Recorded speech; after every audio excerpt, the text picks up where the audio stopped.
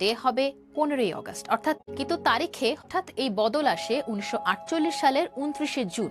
এদিন প্রধানমন্ত্রী লিয়াকত আলী খানের মন্ত্রিসভা বৈঠক বসে, প্রস্তাব ওঠে পাকিস্তানের প্রথম স্বাধীনতা দিবস 15ই আগস্টের বদলে 14ই আগস্ট পালন করা হবে। ফাইলে ইংরেজিতে লেখা আছে, মাননীয় প্রধানমন্ত্রী কায়েদে আজমকে প্রস্তাবটি জানাবেন যে আমাদের স্বাধীনতা দিবস 15ই আগস্টের পরিবর্তে 14ই আগস্ট পালন। পরে প্রধানমন্ত্রী এই প্রস্তাব পাঠান গভর্নর জেনারেল মোহাম্মদ আলী জিন্নার কাছে এবং তিনি এর অনুমোদনও দেন। ফাইলের লেখা আছে কায়েদে আজম প্রস্তাবটি অনুমোদন করেছেন। ফলে সিদ্ধান্ত কার্যকর হয় এবং 1948 সালের 14ই আগস্ট পাকিস্তানের প্রথম স্বাধীনতা দিবস উদযাপিত হয়। 1948 সালের 13ই জুলাই সরকারি আদেশ জারি হয়, যেখানে বলা হয় পাকিস্তানের প্রথম স্বাধীনতা দিবস 14ই দেশে সরকারি ছুটি থাকবে এবং সব সরকারি ও জনসাধারণের ভবনে জাতীয় পতাকা উড়বে।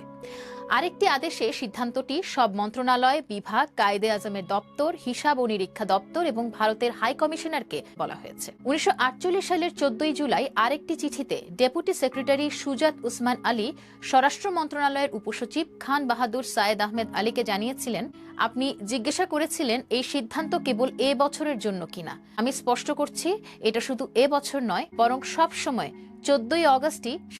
কিন্তু কি কারণে এই তারিখ বদলানো হলো? মজার ব্যাপার, পাকিস্তানের ওই সরকারি নথিতে এর কোনো ব্যাখ্যা নেই। তবে ধারণা করা হয় ভারতের সঙ্গে একই দিনে উদযাপন না করে একদিন আলাদা পরিচয় তৈরি করতে পারবে পাকিস্তান। 1948 সাল থেকে ধীরে ধীরে জনমনে স্থায়ী হলো 1947 সালের।